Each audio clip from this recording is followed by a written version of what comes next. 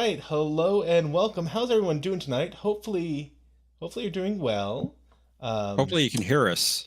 yeah, hopefully you can hear us. Great point. Let me check You over can on hear YouTube. us. Yep. Yep, you can hear us. And hopefully I got all my audio stuff fixed, not only from OBS, but also I think I got it set up now so that in the event a super chat happens, then you can actually hear it. I think I Oh, figured out what was going on wonderful. there. So it's been a productive 5 minutes. So so sorry We'll for take starting it. late, everyone. My wife was out with her mom and a friend, and uh, I thought I'd pulled off like being a great dad. Like all the kids asleep.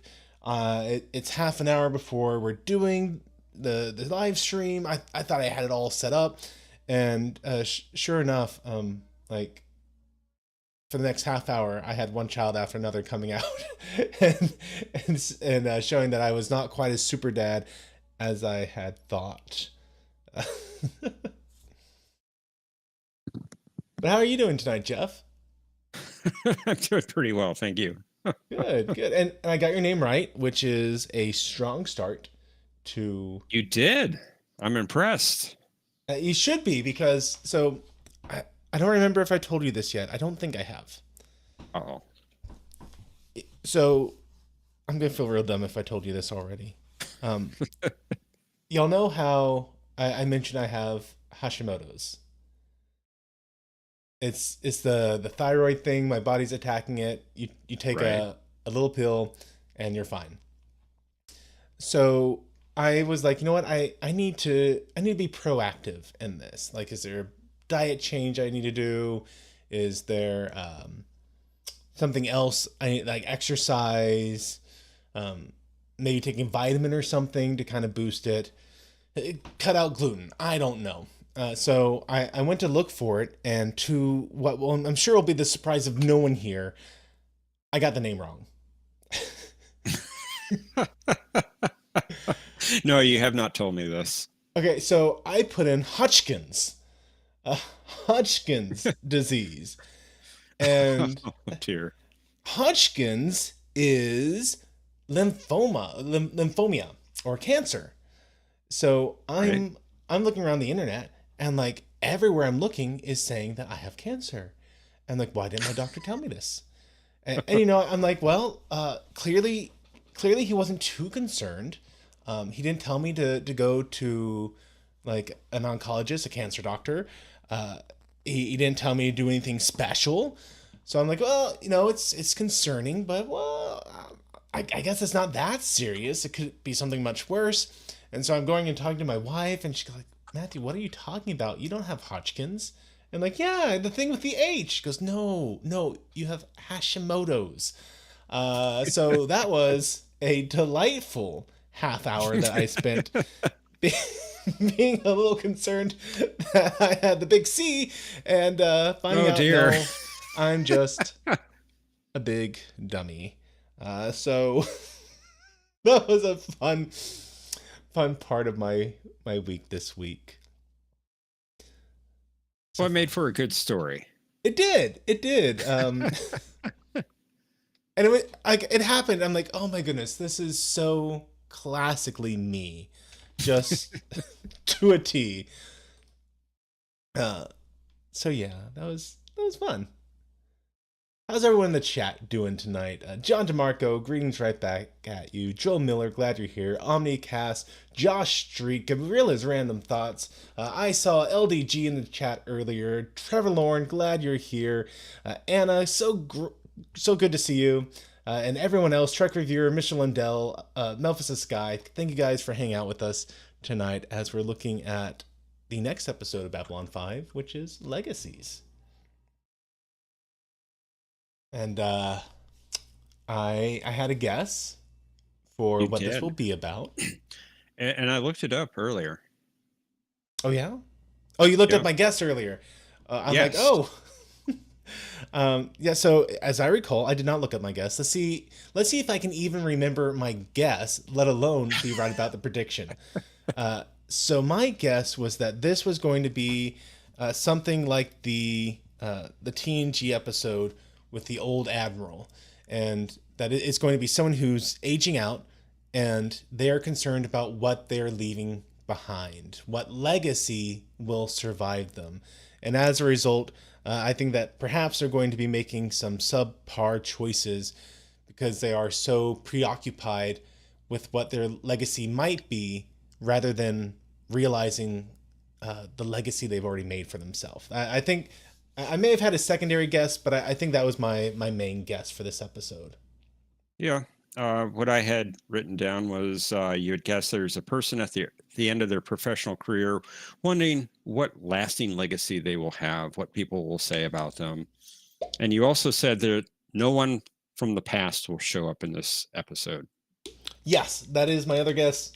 I know that is something that we've been seeing a lot of in this season of Babylon 5, which is fine. I think it works for them.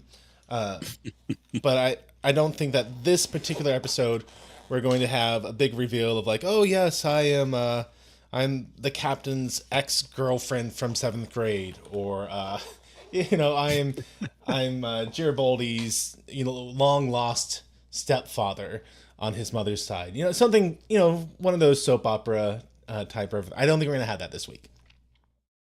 Um, so let's go ahead and get things started. I think I got everything ready. Hopefully, I don't have sound bleeding through. Let me just check Hopefully one not. more time on voice meter. Everything looks good. So I think we're fine to do this, everybody. Fantastic. See, I say that and I'm hesitating because I'm not convinced. Well, we know you. I know, me too. That's the problem. The way this is going to work today or and every day, I'm sorry, guys. I tripped on my way coming in here mentally, and so I'm just trying to catch up with myself. The way this is going to work is that I have put a link over somewhere in the chat to the screening room. By all means, come join us in the screening room. You can watch alongside with us during this stream and this stream only. It's a way of making sure that we're all looking at the same thing, plus or minus a couple seconds at worst. And if you come here later on, not going to be available. Sorry, it's only here right now. In the future, you need to grab your own copy. Go get the Blu-rays off Amazon. They're usually on sale for about $75. All 5 seasons, all episodes. No movies though. That's right. Or you can go to Tubi TV and you can watch it there. You can buy it off Google Play Store and iTunes as well. And something Jeff alerted me to coming up here is that the Amazon version that I have it's missing a scene in a couple episodes. So we're gonna have to figure out how I can hopefully, like, I bought the version off the Google store, so because it has the whole thing, but unfortunately, you can't download what you buy off Google Store or iTunes. Oh, really? Yeah, I'm not sure if I can download it to my phone, but having bought the episode, I cannot download a permanent copy for myself. I'd have to do something like record it doing a screen capture using OBS. Maybe I'll do that, guys. I'm not sure. We'll have to work through it when that time comes. But we'll try to have something there. Specifically, the episode that's coming up is Babylon Squared. There are 2 scenes at the end on some of the online streaming services that don't have those 2 scenes. Yeah. Amazon being one of them. Who knew? Amazon being one. Apple has it. Google also has it. Yeah. But Amazon does not. Now, Voodoo does not. If you watch on Voodoo. Oh, Voodoo might do. You have the Blu-ray, right? I do. I I need to get a Yeah. Well, I might need to break down and buy the Blu-ray. Maybe. I was also thinking, well, if I can get a Blu-ray drive, maybe I can use Handbrake. So there's a special thing you have to do with Blu-ray drives because the Blu-ray are encrypted. Yeah. So it's not hard. It's just less convenient. which I'm not going to talk about because I don't want people being, oh, you're endorsing piracy. No, I'm just endorsing you being able to enjoy what you purchase for the maximum time you purchase it. Go legal, but then make backups. Well, you are entitled to a backup copy. That's right. DMCA Act of 20, oh, what is it? 2003, I think it is. And they update it again. They update it every couple of years, make sure it's still valid. But it is legal. It's just when you bypass the encryption, that's where it gets iffy. Because they say you can make a backup, but you cannot bypass the encryption to make that backup, which prevents you from making the backup. I got feelings Your about it. lovely wife is in the chat. She is. Hey, Amy. Glad you're here. So we can talk about this as the show gets going. If you don't want to watch on a separate device, maybe you're just on your phone tonight, don't worry, we got you covered. Once every 7 seconds, I throw up a still image, no audio, just a reference image so you can know what's kind of going on at this moment in the episode. And by doing it this way, it seems like that makes the owners of this happy because we're not giving enough away such that it can be a substitute for the episode. It makes people here happy because now you have a reference, and it makes me happy because hopefully, if you're seeing just the still images, it encourages you to go out and buy a copy because this has been a great series, and we are only almost one season in. Almost. We're getting there. So let's go ahead and kick this off. If you are watching this later and you have your own thing set up, which we have a friend in Britain who gets to watch these streams afterwards. So for him, we will do a quick 3 count and then I'll hit the play button. So hopefully you can sync up your copy and be on about the same time that Jeff and I are on. So here we go, everyone. Hit that play button in 3, 2, 1, play. Hopefully I did this right. We'll see. Yeah, there we go. Clips are going. Yay. What's annoying, Joel? No sound. Thank you, Josh. Appreciate it.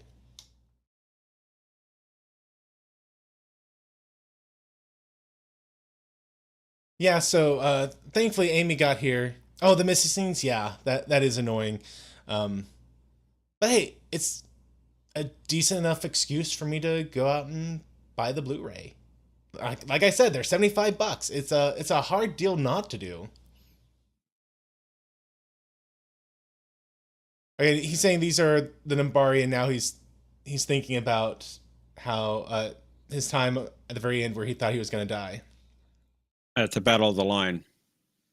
Which I was going back and watching the past 2 episodes because I was a little bit behind. I try to rewatch these, rewatch these each week, and yes, thankfully, I may not be super dad, but Amy is so super mom and was able to help out and get the kids down. Well, hopefully you didn't lose a child. No. Thankfully, losing no children.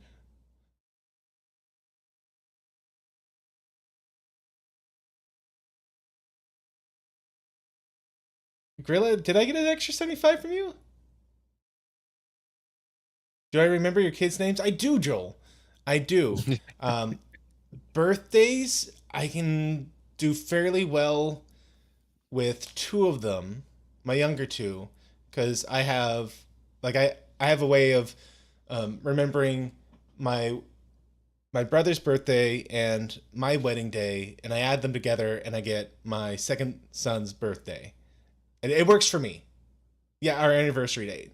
So it works for me. And my daughter was like January the 3rd. It's the beginning of the year. How can you not know it? But Aiden takes me a little extra effort because I don't have a good mnemonic for getting to his birth date.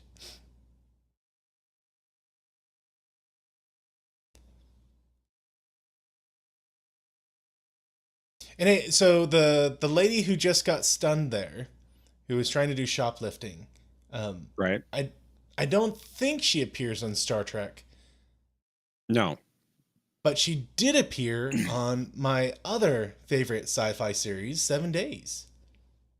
Oh, really? I didn't realize that. Yeah, she was a guest star on one of the episodes. I forget which one. It She wasn't a has major like role. she's had like 5 acting roles that are Yeah, listed. She didn't do much acting. yeah. And I got to say, she's not a very good actress. Now, the other guest star this week is a superb actor. Oh We yeah, haven't seen him he's yet. appeared in Enterprise, TNG, and DS9, if I recall correctly. Yes. And Enterprise as well. Yeah, he was. I looked it up, so this isn't me. No one be impressed. I don't know this because I'm smart. This isn't John on here. I know this because I looked it up earlier this afternoon. uh, he was a Klingon prosecutor in Enterprise. He was. Auroch. And yes, Texas. I did start early. I kind of I got started late and then started the episode early. Uh, just one of those nights.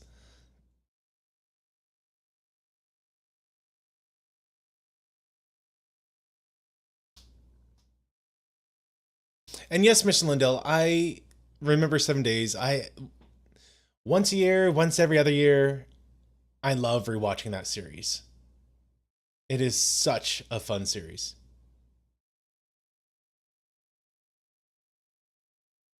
And the Nambari are unwilling to explain why they're coming in with their guns hot. Also, everyone prepared to be a little bit amazed. I recognize another name, DC Fontana, Very good. one of the excellent writers for TOS. Indeed. Also wrote for TNG. One of your favorite episodes, in fact. Did she? Oh, okay. Hold on. Farpoint Encounter. Which one? Farpoint and Encounter. I Jeff is ribbing me. I think Encounter at Farpoint is hands down the worst first episode of any Star Trek franchise. I disagree with you on that. I would say it's even worse than STD. Oh, wow. And the reason for this is because as much as I hate Discovery on the whole, the episode itself wasn't as cringy and preachy as Encounter at Farpoint was. Like Encounter at Farpoint was so rough. It was a rough story.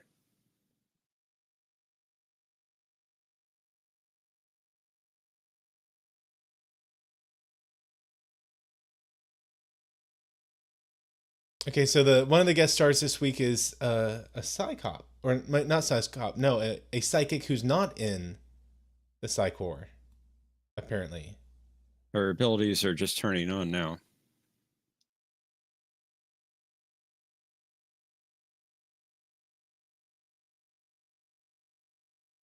And so they're saying her mind ran away and hid, rather than because she didn't know how to handle the overload of everyone's thoughts. Right.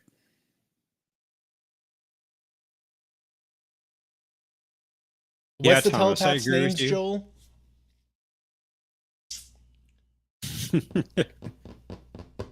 Something with a V?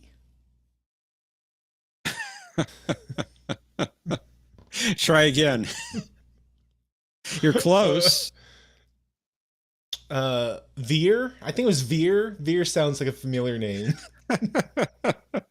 Elaine. Something with an E. Elaine? How about Talia? Not Elaine at all. Ty- Talia. Talia Winters?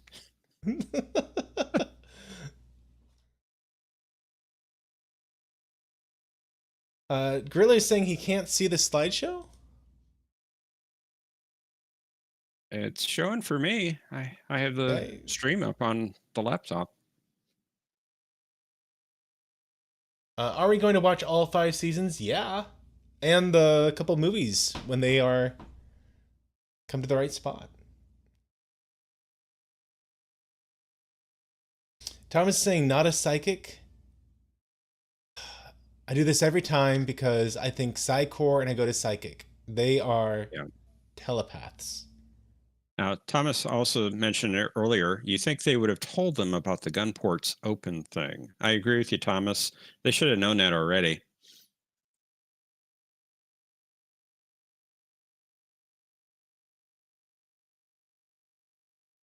Oh, it doesn't show when typing. Oh, sorry about that, Gorilla.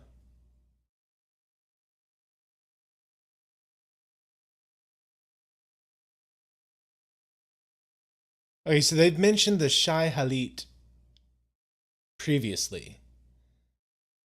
Recently, even. Um, was it just last week? That was the episode when they were building the motorcycle together, right? They did build the motorcycle last week. And Lanier? Dolores's aide made a comment about the last time the Shahalit was here, such and such happened. And so Yeah. His name is Dolores Lanier. Lanier. Yeah, so Lanier was saying the reason Dolores wasn't around was she was preparing for the Shahalit coming right now.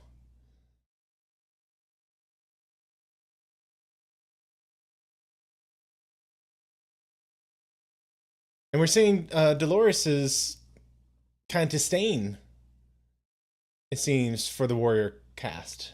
And that was something they mentioned a couple weeks ago, that the warrior cast and the uh, oh, what was the name of Religious? the other? Hmm? Religious? Religious cast do not have much love for each other. And they made a They very don't. ominous comment about how you should be afraid anytime they actually agree on something. Right. They very rarely agree on things. Dolores can be a bonehead sometimes. Okay, I can see that being an actual slur in the Babylon 5 universe for the Nambari. In fact, you'll find out that it is. Oh, perfect.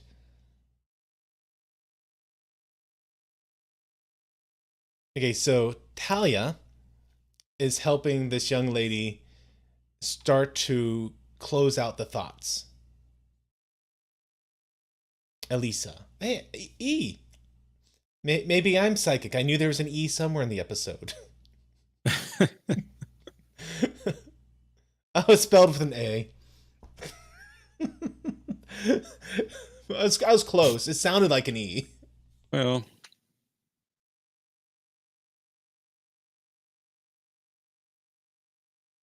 Ooh, tough question. Is she under arrest? I mean, well, kinda. she did. She did try to steal something. Yeah, you're right, Joel. Here comes the quote unquote acting. What's the matter? But no, my comment about an interesting question for her being arrested, not because of what she stole, but because of the Psycor policy. She is either going to be forcibly enlisted at this point, or she's going to be chemically castrated for her telepathic abilities. Or put in prison. That's the third option. So, I mean, like in a lot of ways, yeah, she's under arrest. Like under arrest is the nicest option for her at this point. Well, Ivanova's trying to find another option for her. So here's Naroon, played by John Vickery.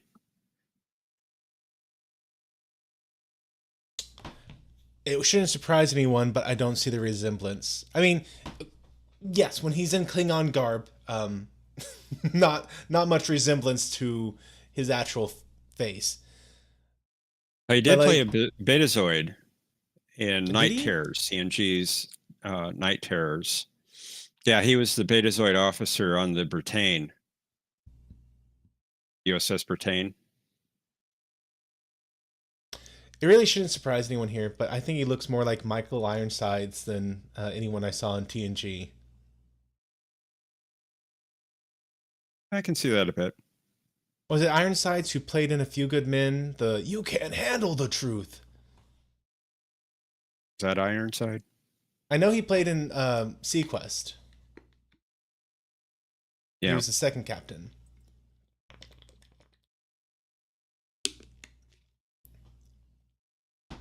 Omni, that's not my favorite episode. Trev Lauren is saying that was Jack Nicholson. They all look the same to me. I don't know. That's right. It was Jack Nicholson. I don't know if Nicholson and Ironsides actually do look kind of similar, but they do look similar to me.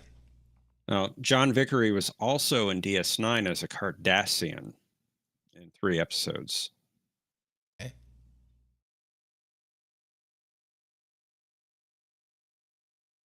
Played the character Rousseau.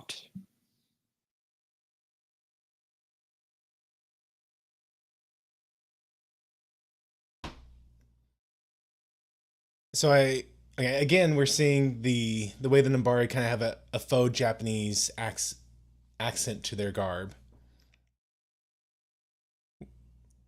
where his outfit with the shoulder pads and the center chest piece is very reminiscent to kind of a samurai garb. Yeah, I can see that.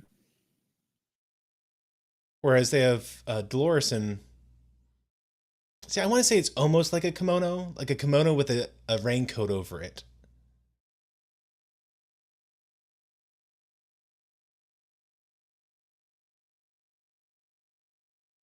Uh-oh. Hear that synth bass kick in, you know something's wrong. Yep. Omni, book radiation consumed the body? Someone's been talking to Thomas. Thomas mentioned something like that earlier.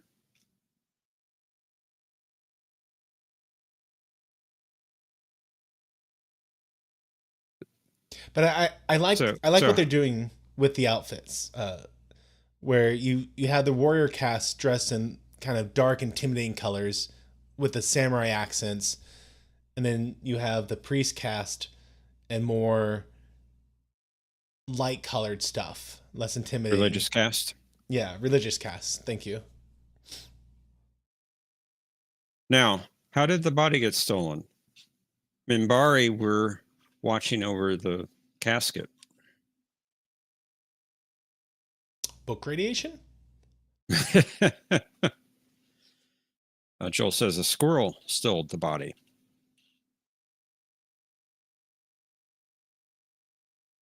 I was saying of Ducat. What about? I don't know if you cut. I don't know if you noticed that. No, what was that? The war started because their leader Ducat was killed in an accident or a misunderstanding. Gul Dukat was mentioned from episode 1 of Deep Space Nine. Well, this is Ducat on Babylon Yeah. 5, a different Ducat. No. I can't help but wonder if this was a kind of a dig, like, hey, we know what you guys did. We're going to take this name.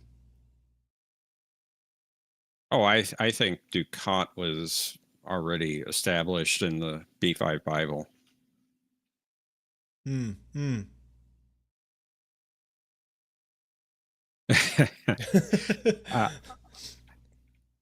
I'll keep that in mind, Josh.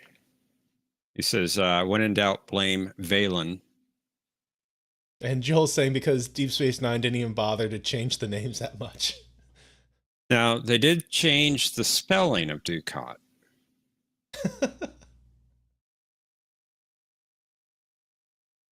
An excellent question. Why would anyone want to take the body? That is a good question. And yes, Texas, you're right. It's a very different character. Just a very similar name. And continuing with the Japanese motif, kind of doing a tea ceremony ish thing here.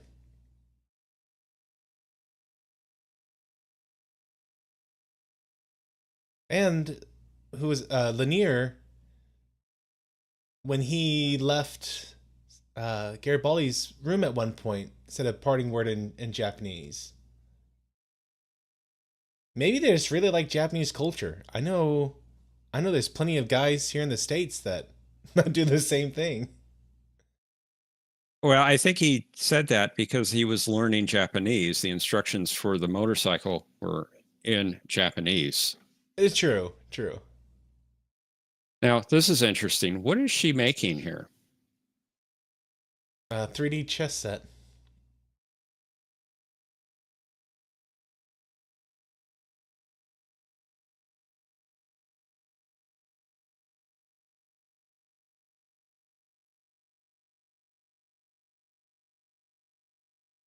Okay, so they mentioned the Star Riders.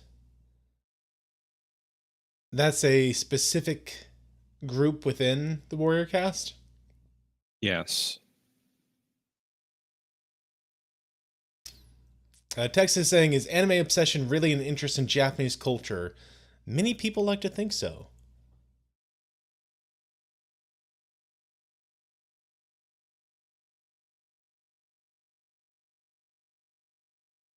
Oh, it's her again.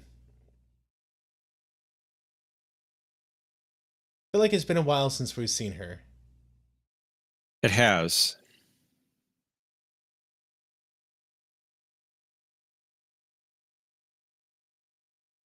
Yeah, it has been a while since we've seen Natoth. Natoth. And Toth. she warns, And or not warns, but hints that, well, maybe you should go look for all the aliens who enjoy a good dead body. And apparently there's some carrion eater races. and yeah, Omni, I agree. She is very good in the role.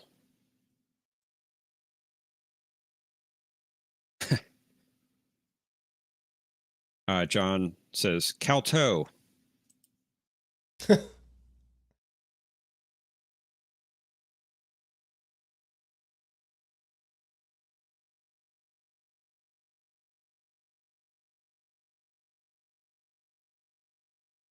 Now, okay, so this young lady doesn't know what the Psi Corps does to people who don't join. And I have to wonder, I wonder if that'd be kind of well known in society in general. Well, she is a teenager. It's also one of those things where, like, if it wasn't affecting you directly, would you know? Right. You might not. And she's lost her parents. She's been on her own for a bit.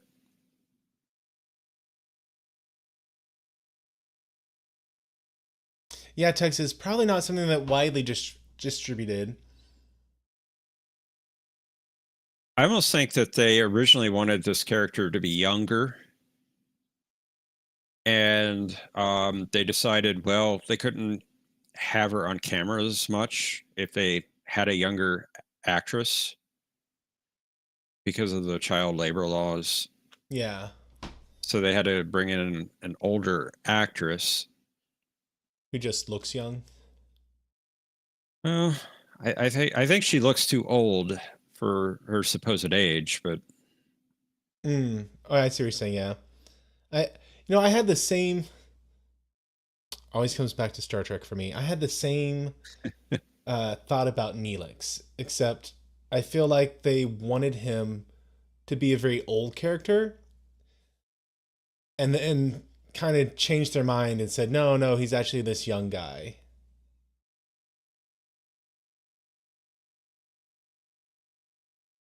Like when the season or series first starts, he almost has this age to him, like you see with the Captain Ahab character we meet later on when Seven of Nine is in the show, and you have that beast that affects people's minds. mm-hmm. But then as the show went on, they it seemed like they kept making Neelix younger and younger throughout the first season.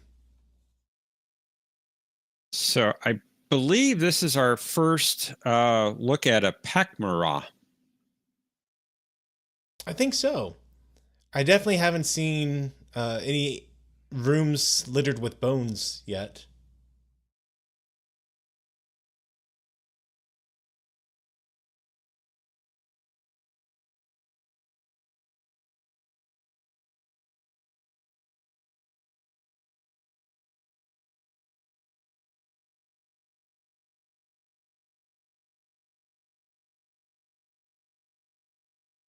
So Now, I've the often wondered about that. Does he have the authority really to do that?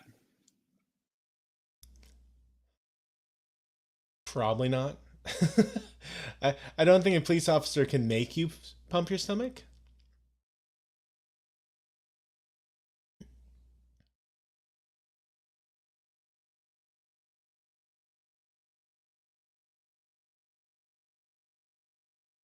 Okay, Nathath is offering to take care of her for sorry, I'm trying to listen and talk. She's talking about we'll pay her for services and protect her, and I thought they were going to go the same route that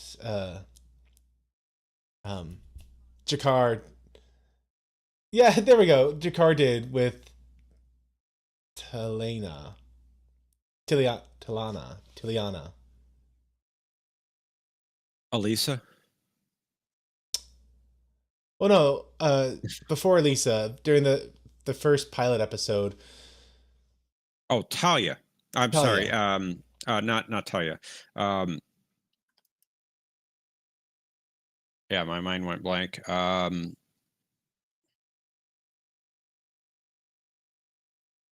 Lita. Is it Joel saying Lita? Yeah, Lita Alexander. Lita Alexander. Why her name flew out of my mind, I don't know. You're hanging out with me too much. It's contagious. Omni says there's a hole in your mind. Indeed.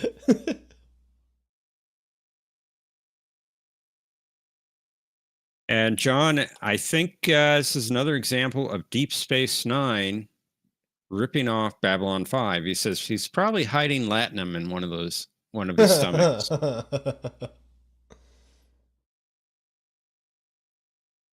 Hey, so after she read the Toth's mind, she felt cold and need to lie down. Was she just saying it's because of what she saw in the mind, or was she exhausted after doing that? It's what she saw in her mind. There's this idea that other species think differently. Their, their how their minds work, they appear differently. And she saw Hmm. cold out of Natoth.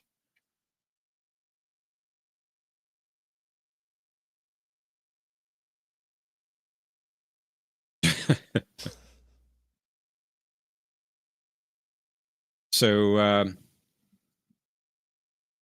he got them pumped. Mr. Lindell, I do the comparison mostly tongue in cheek.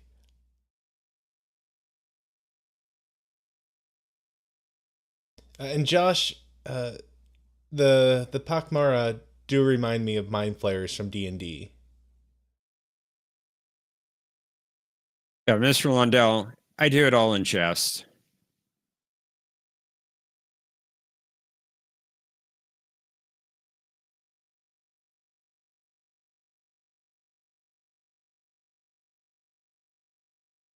So the Nabari admiral, dignitary, military dude, he is Naroon.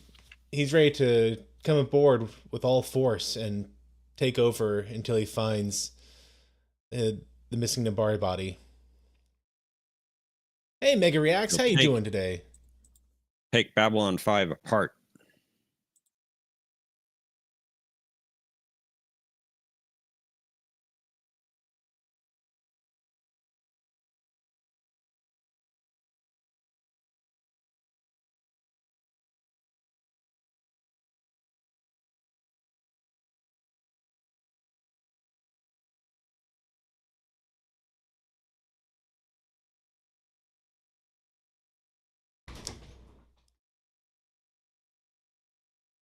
Well, what do you want, child? Yeah, you tell him, Omni. Don't you dare mention Ironheart.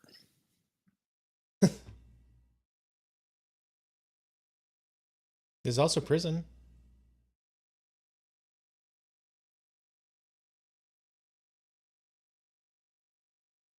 They have the happiest little doorbells. Like every time they ring it, it's just this little da da da da da da da. Like it sounds happy. It does.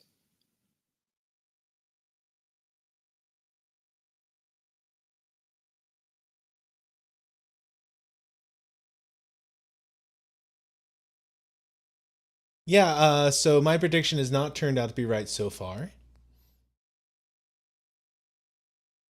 Josh Street said that if your prediction was wrong this evening, that you had to do 2 episodes next week.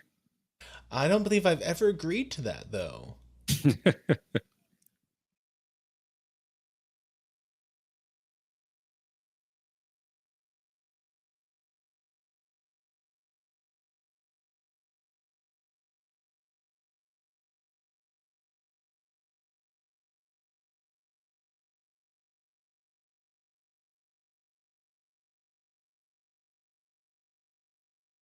So she's trying to decide about seeking asylum with different races. Essentially, Oh, but she can clearly see inside the Nabari's mind.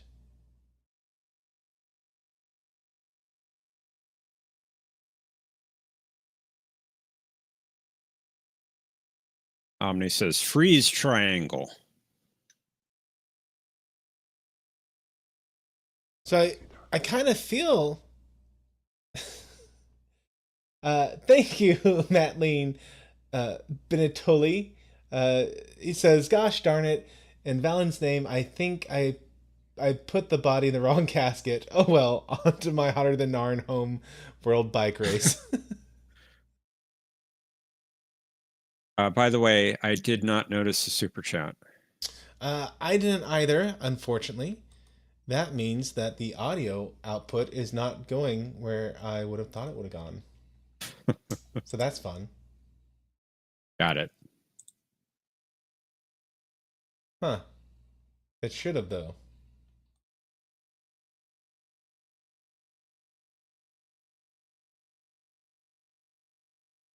Let's see if I'm going to re-trigger it here. What has he done? I'll try and figure it out later, guys. Eventually I'll have everything fixed. And then I'll Yeah, I'll fix that and break something else. yeah. It's probably how it'll go.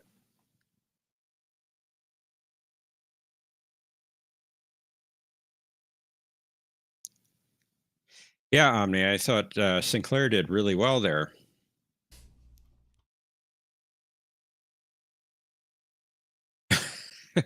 Thomas says, for the love of God, don't mess with anything until you're all done. No, I'm gonna do it live on stream, Thomas. I'm, I'm a free radical like that. That's right, Joel. Not just any Minbari, or not just any warrior cast Minbari, but Nehruun.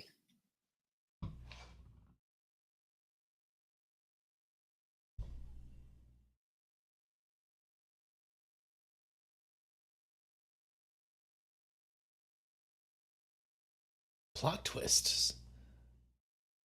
So why wouldn't Dolores want people to have the body?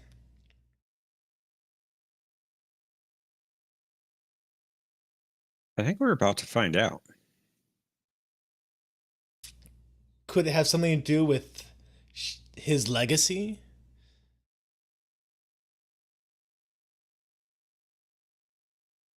And maybe she doesn't want his legacy to be ruined by what the military cast is doing? Warrior cast?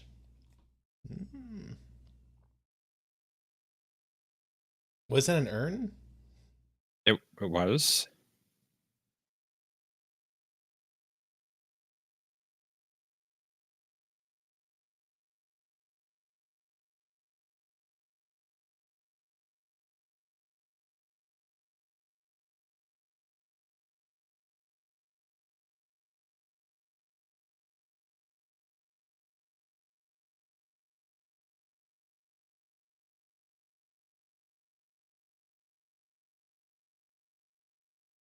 She's hiding everything, Josh.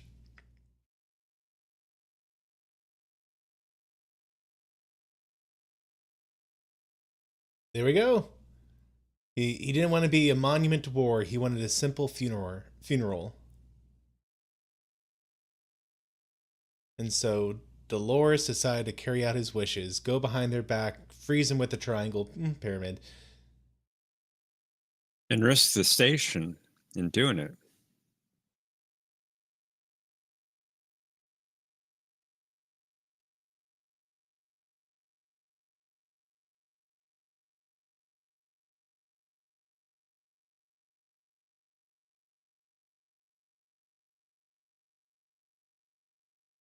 And she was prepared to lie through her teeth. She's trying to say she was hoping she could explain it as a true religious thing, that his body transcended to be with the gods.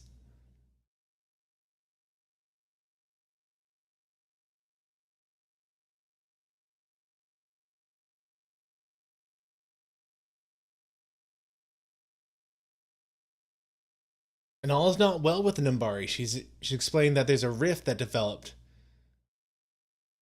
at the Battle of the Line between the religious and warrior castes when the religious caste told them to stand down or voted for standing down. Not only stand down, but surrender.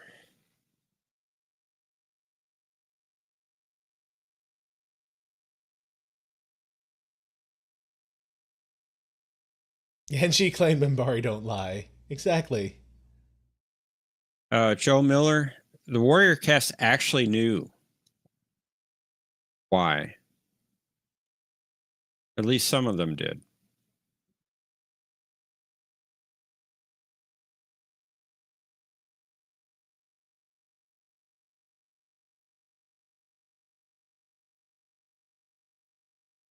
She exaggerated. Exactly, John.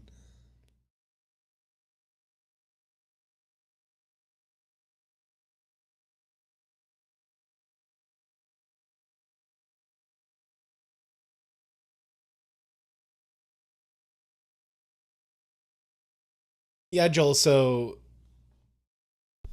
I can't help but notice that Dolores is throwing her weight around, and there she even mentioned the Great Council. So it's not just that, you know, the guy's mom was in the cast. The dad was in the warrior, and they were both bickering and saying, "No, this is how it's going to be. I'm speaking for the council. You either do what I say, or I'm going to wipe out, destroy the Star Riders." Yes, that tie Dolores is on the scene. Satai Dolores.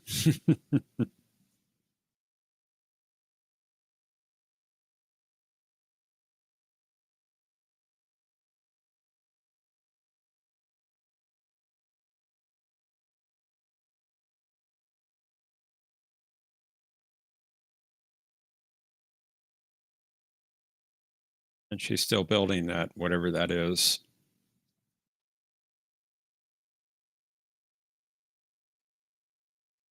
I kind of love. I mean, what's going through Sinclair's mind right now? He he knows what Dolores said she was going to do. She was going to take care of it, and then somehow she does, to the point that uh, this guy is apologizing. Niroon is apologizing to him.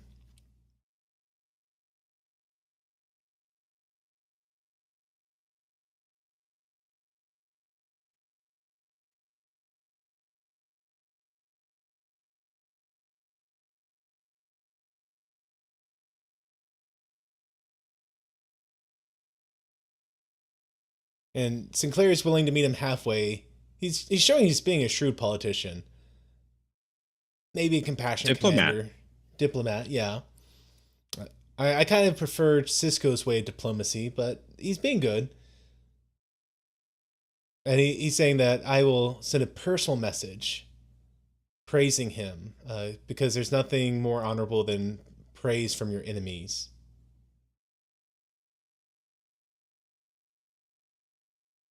I have to remember Sinclair's mission here. He's trying to build peace amongst all the different races. Exactly, Thomas. Cisco would punch him. That is precisely the diplomacy that I enjoyed of Cisco so much.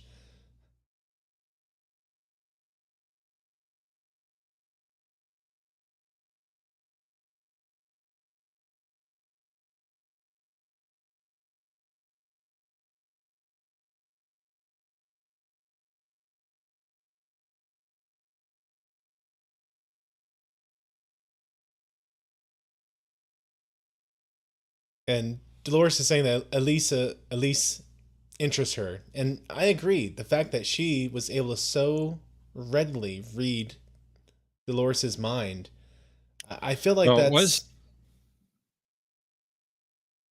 go on. sorry. Well, it was established that she's very powerful telepath.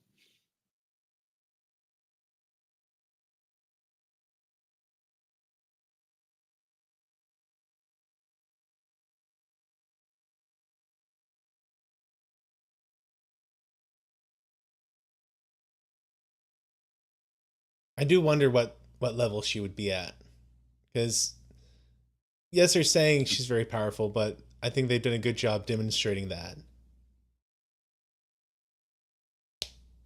I did some reading, and supposedly she's a P10. Okay. And Josh is saying, Matthew, remember what he said about Sinclair speaking like a Minbari? Yes, I did note that.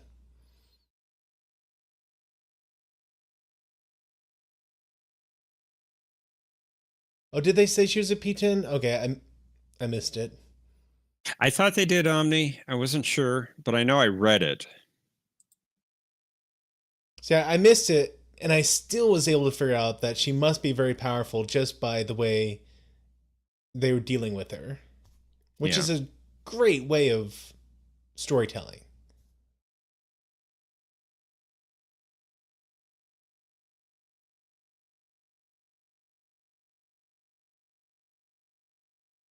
Mr. Lindell is saying it's United Nations in outer space and is just as ineffective as its real counterpart. I feel like B5 is a little more effective than the UN is.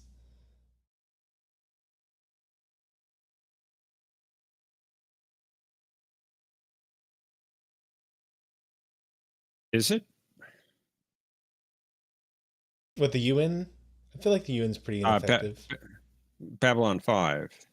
Oh, I feel like they're being at least more effective than the UN. Okay. I guess we'll just have to keep watching. Maybe you're right. Maybe you're not.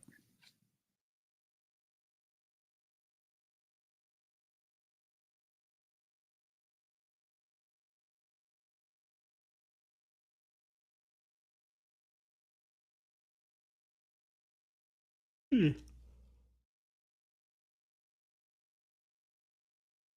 And Uh, Josh wants to know which Talia haircut you like more. I thought this one was cute. I did like the hair that she has this episode.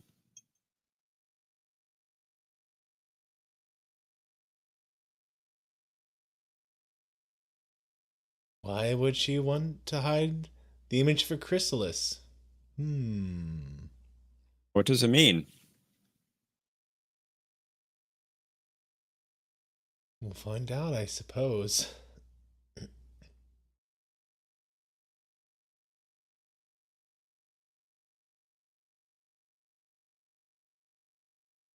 I mean, shot in the dark here, but I would assume that Sinclair is a Chrysalis.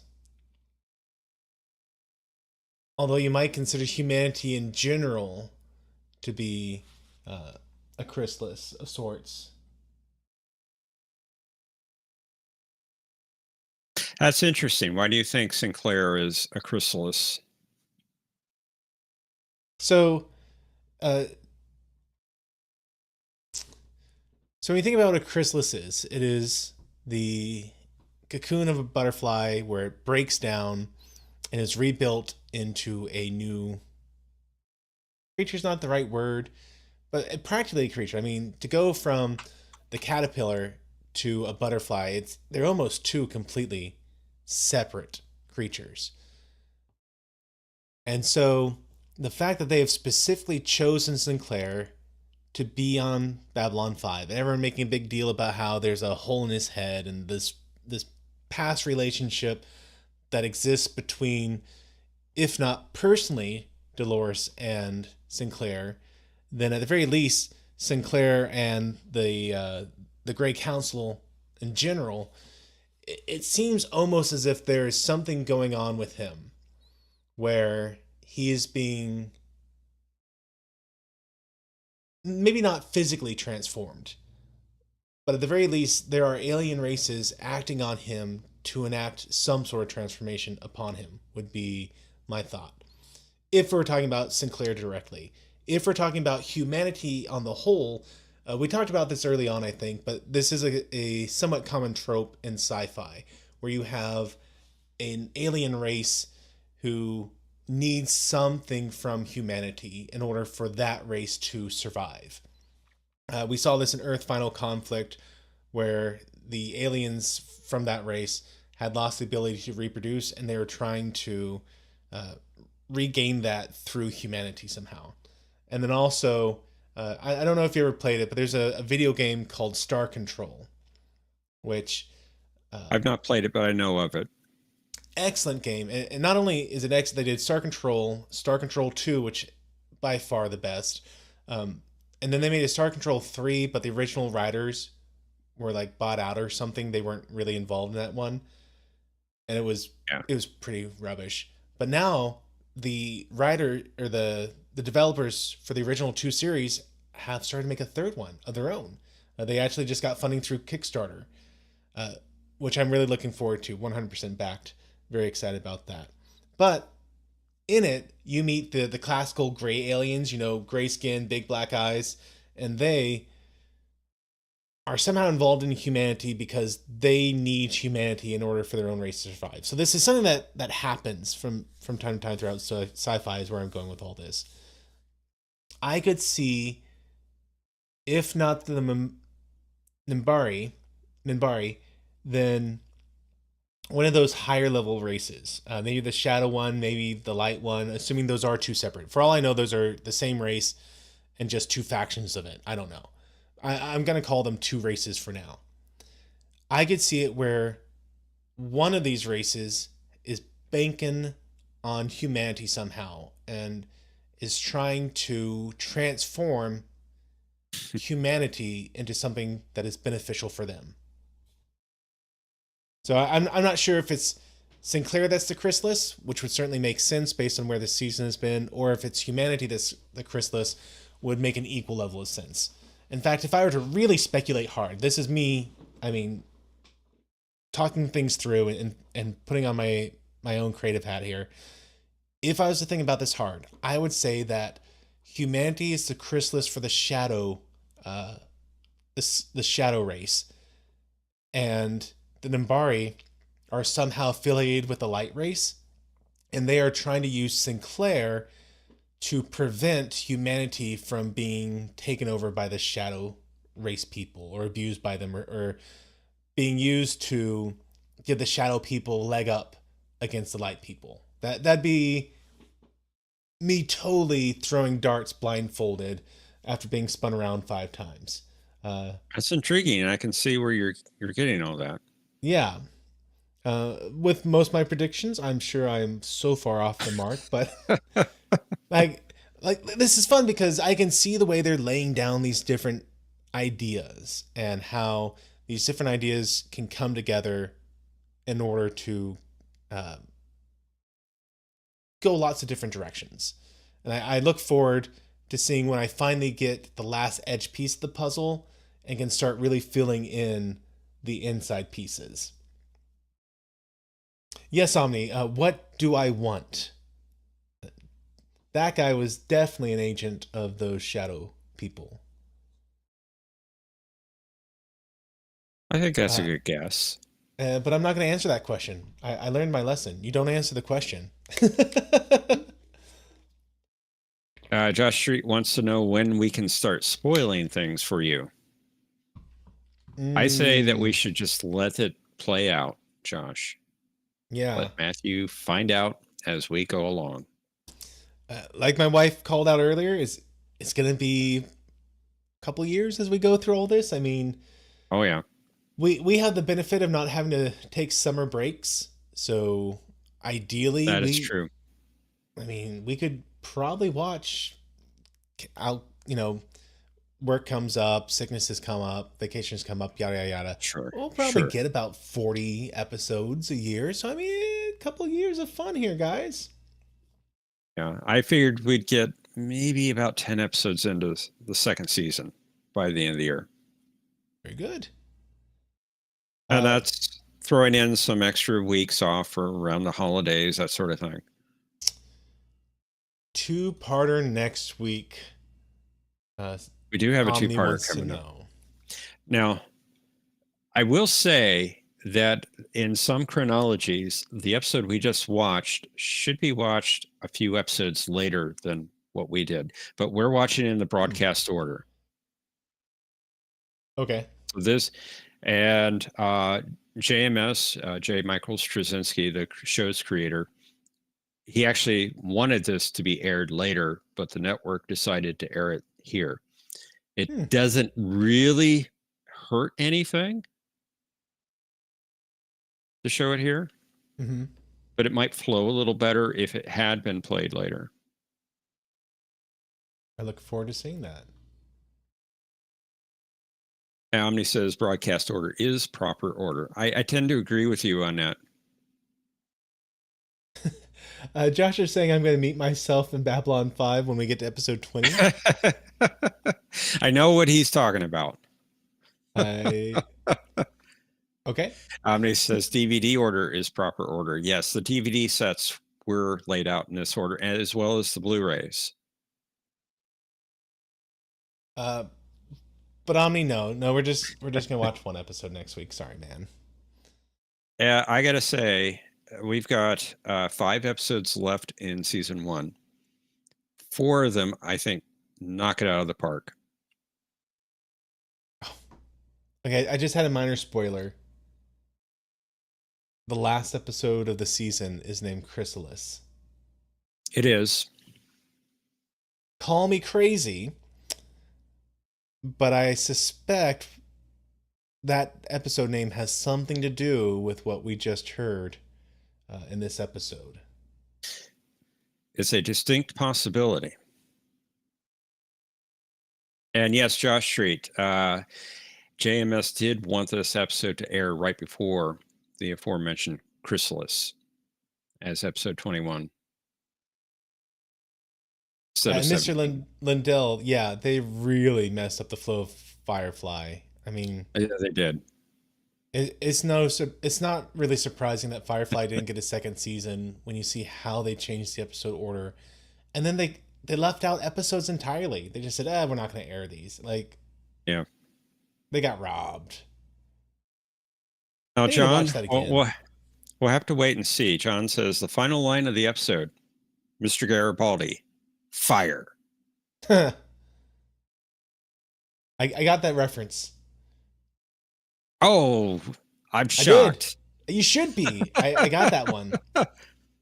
Best of both worlds. Cliffhanger. It is indeed. And Omni says to be, well, I think he meant continued. He said Conan ooted. He's hanging out Conan with me ooted? too much. He can't get names right. I'll blame autocorrect on that one, Omni. So what did you think of this episode?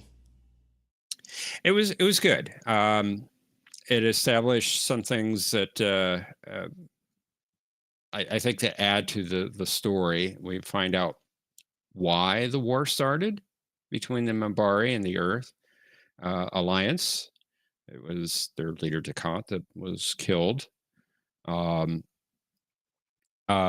we also get a very good character in Naroon, who I will say we will see again. Okay. He'll come back. So he becomes an important guest star. So we'll see him again. The B plot I was a little disappointed in. I think it's because of the actress. She just could not act. She was not a good actress. They did limit Uh, her acting, it seemed like. Like we didn't spend too much time focusing on her as we did on uh, Talia and Ivanova's, like debating back and forth their two positions. yeah. And I find it interesting that Ivanova was fighting so hard to find an alternate solution, and the Psi Corps would just allow that to happen. Yeah, yeah. Uh, I'm also surprised a little bit. Like I get there's time constraints, but I am surprised that if we are going through the different races, it would have made sense for her to go talk to Londo or Veer, depending on who was on tap for this episode. That's true. It's interesting they didn't have the Centauri being represented here. That's a good point. Or Kosh for that matter. Well, I don't think the Vorlons would have any interest in that. I don't either, but I could see a throwaway line, something like, "Well, we've talked to everyone else. What about the Vorlons?" And maybe Talia said, like, "Well, the Vorlons are unique, and they They are indeed.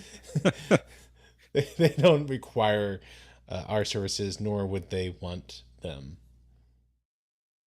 But this was good to have to show the conflict between the warrior caste and the religious caste. Yeah, How they don't always agree. They rarely agree, in fact, and how they interact with each other. And Dolores here was showing her authority. She was throwing it around. yeah, she was. I did really enjoy that moment where she went from "I'm speaking to you as someone in the religious caste" to "you know what? No, I am speaking to you as someone from the Grey Council. This is what's going to happen now. Yep, We're done." she took charge. And And it's yeah, John, interesting. that's a good question. He wonders what Mr. Bester would have to say about the situation. Hmm, it's also interesting that um, Dolores is so reluctant to use her authority as a Grey Council member, because she could have from the very beginning taken the body and did exactly what she did at the end. But instead, she tried to go this roundabout method of having things happen, very secretive, as if she was afraid of the repercussions between the the warriors and the religious castes. When the whole time, she knew she could just pull rank on him. Well, we wouldn't have much of a story then, would we? Well, yeah, yeah. But I'm giving the writers the benefit of the doubt that there is a narrative reason why she wouldn't do this. A narrative reason for, even though he clearly knew that she was Satai and on the Grey He Council, did. He did. uh, she is acting in such a subservient role. So I feel like there is a narrative reason that hopefully someday we get to know more about. Will there be some repercussion for her doing this? That would be a great narrative reason, yeah. Yeah. Or like wearing the One Ring. Each time Frodo wore it, his resistance to it became a little bit weaker. It drew the attention of the Dark Lord a little bit more. So I could see it being something along those lines too, where to take on the authority provided to her by being Satai makes it harder for her to remain in this incognito role on the station. And yeah, tries Josh to. Street says, oh, I was gonna say, yeah, this, it's like she's trying to keep her involvement on the down low. and that makes sense. I'd have to look at episode 21 again to see what you're talking about. He says if this was episode 21, then the broadcast order episode 21 would make what Talia did make more sense. Hmm. Okay. So I'm not sure what that is in reference to. I'd have to watch that episode again, I guess. And on that, Josh. So obviously, I don't know what that is, but remind me when we get there so I can talk about this again. But I did think it was interesting that Talia still has such firm loyalties to the Psi Corps. Uh, I mean, we got to see that loyalty tested when she went all Will Smith on Ivanova and said, keep Ironheart's name out of your mouth. But you'd think there'd be more lasting repercussions there.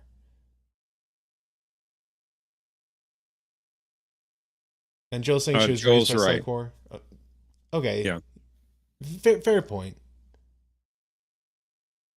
Uh, she was. That's all she knows, pretty that's much. true. All right. Yeah, that's true. Fair points.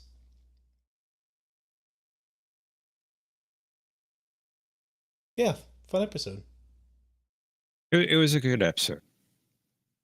But the next one, mm, next one's really good. The next two are really good. Two-parter. A Voice in the Wilderness is the name of it. Part 1 and Part 2. Yep. Now, I read that title and immediately I cannot help but draw religious parallels because there were several verses in the Bible where um, we talk about a voice in the wilderness. Like, what have you come to see? John the Baptist is talking, going, "What have you come to see? Did you come to see, uh, a voice in the wilderness? Have you come to see a reed shaken in the wind?"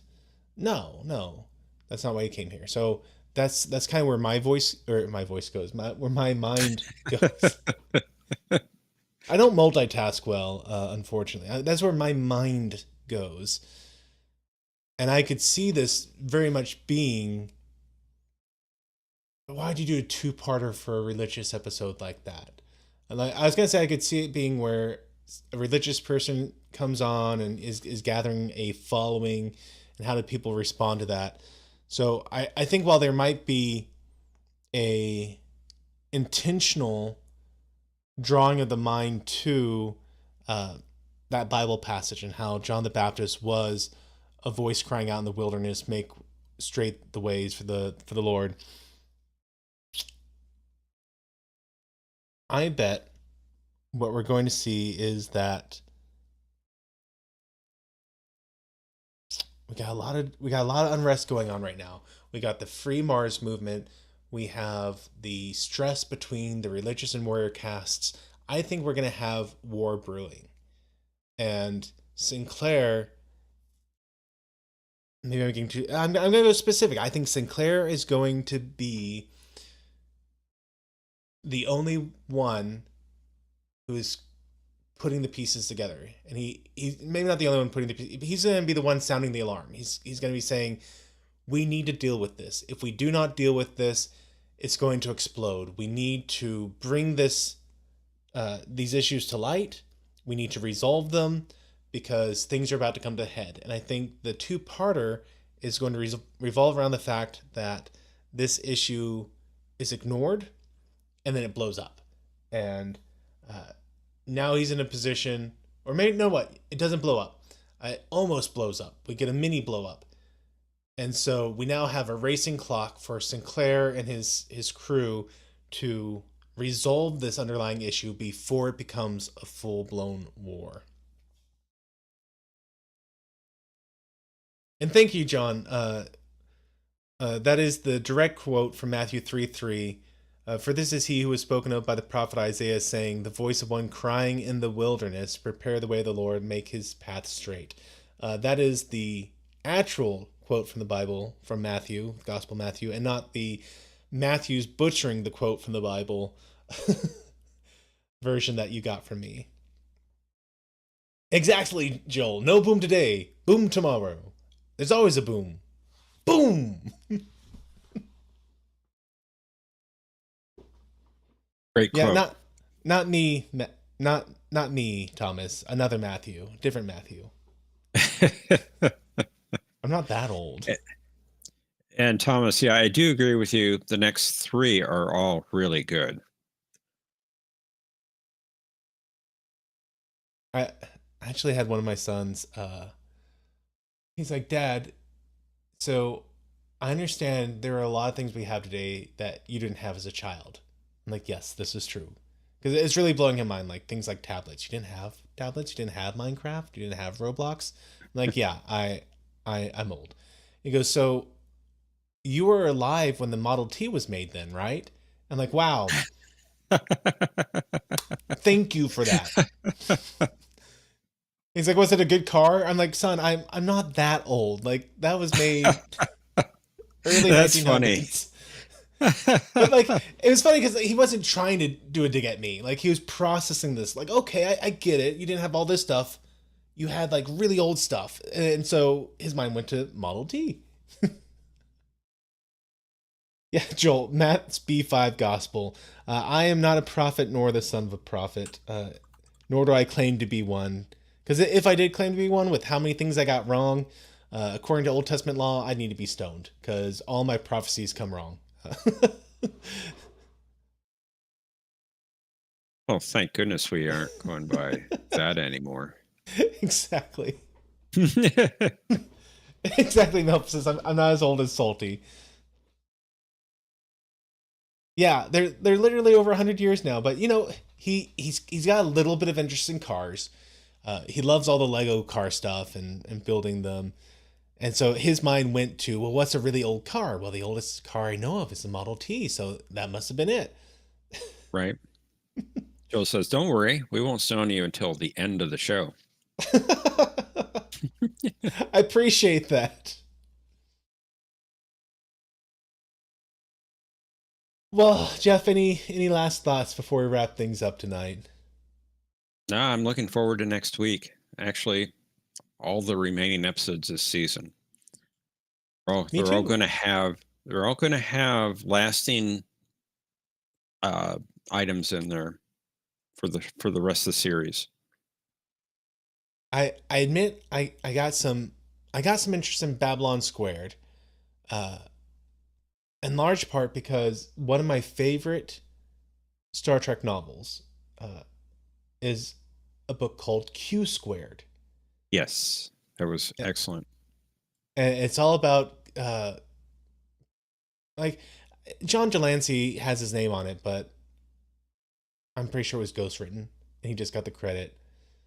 Maybe he's that good of a writer, I don't know, but it's all about Q and time traveling shenanigans and accepting death and going through the grief process. It's an amazing book. So anytime, like the fact that I saw that, like immediately made me think of that book. So I'm looking forward to finding out what that one's about. I don't think you'll be disappointed. I don't think you'll be disappointed with the next two either. John saying Q Squared was written by Peter David. Oh, okay. Well, anyone surprised and I completely believe wrong you're on right this? about that, John. That sounds much more correct. Uh, I think the version I have just has Delancey on the dust jacket. And I think that's where I'm getting my things crossed there. Which if you don't know, that's the universal symbol for crossed. If you didn't know, half crazy, half wires crossing. I pulled up an image of it, Oh, and Texas, you're right. IQ, that's the name. It's not Q squared. It's IQ. okay, that one. I've not read that one. Well, now I'm less excited for Babylon Square. We'll still be excited for this. You should be though. You should be.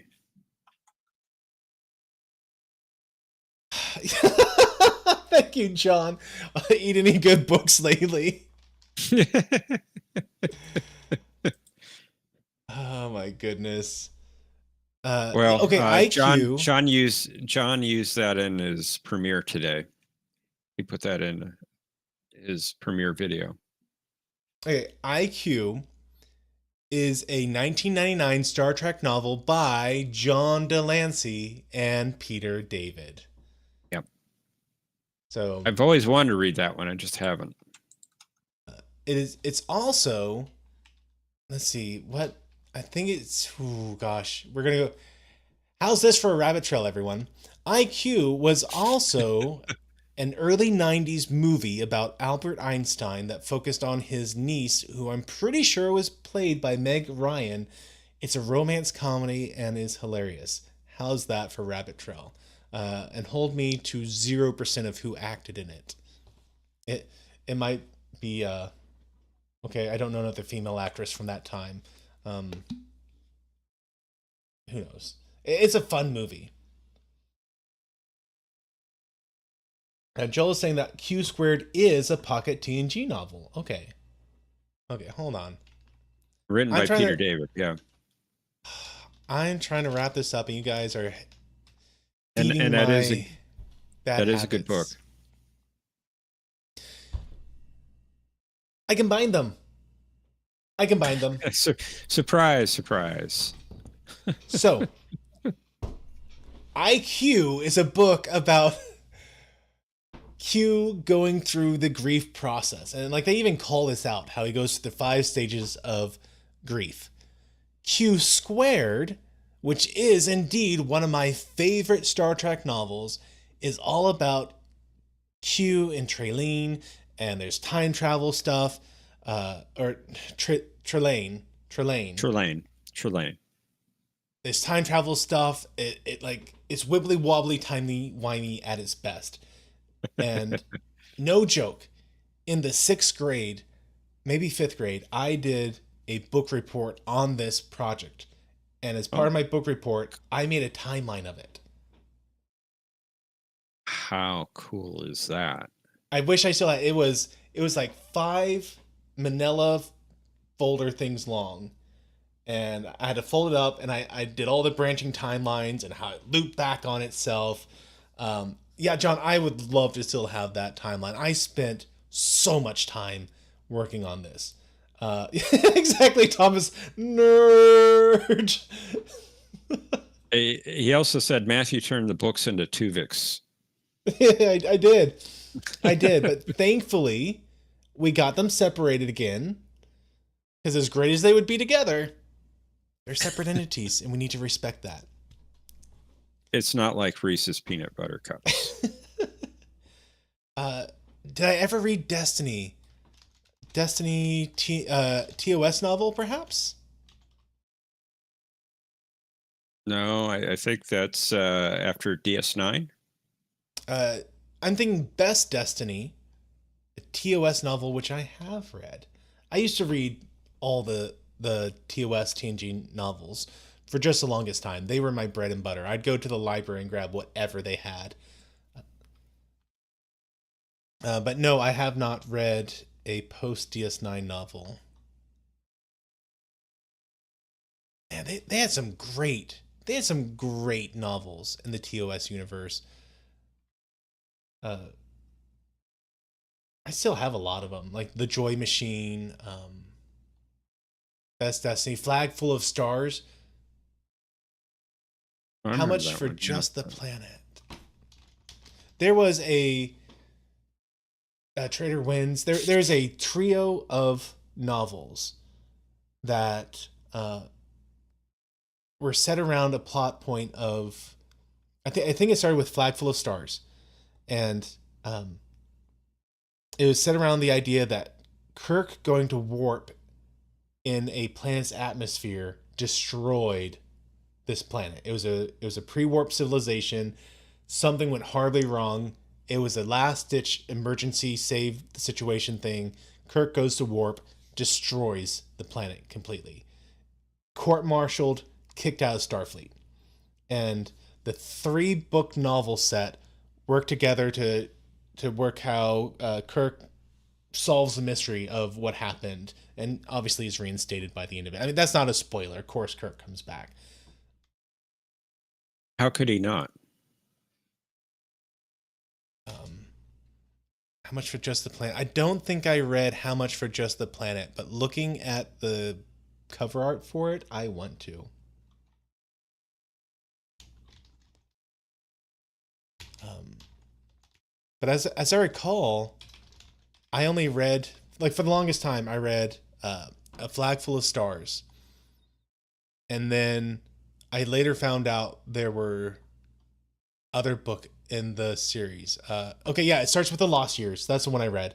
The Lost Years, Flag Full of Stars, and Traitor Wind. And a fourth one, Recovery. Oh, I didn't know about Recovery. But The Lost Years, excellent book. And here we are, not just talking about Star Trek again, but we're talking about Star Trek novels. How deep into nerdom can I go? It's all related. Let me say goodnight, guys, before you feed my addiction of being distracted anymore. Thank you so much for hanging out with us, and we will see you again next week at the hour scampering for episode, I think we're up to 18, which is going to be A Voice in the Wilderness, part 1. Looking forward to it. It's going to be great. Thanks for watching this video. If you enjoyed it, please be sure to hit that like button and share it with your friends. If you haven't subscribed yet, I hope you will, and be sure to hit that bell icon to be notified of all the updates I do on this channel. If you want to support the work I'm doing here, then I hope you'll consider becoming one of my Patreons, where you'll get early access to all kinds of videos. And until the next time, may the Lord bless you and keep you. May he cause his face to shine upon you and be gracious to you. May the Lord lift up his countenance upon you and give you peace. Amen.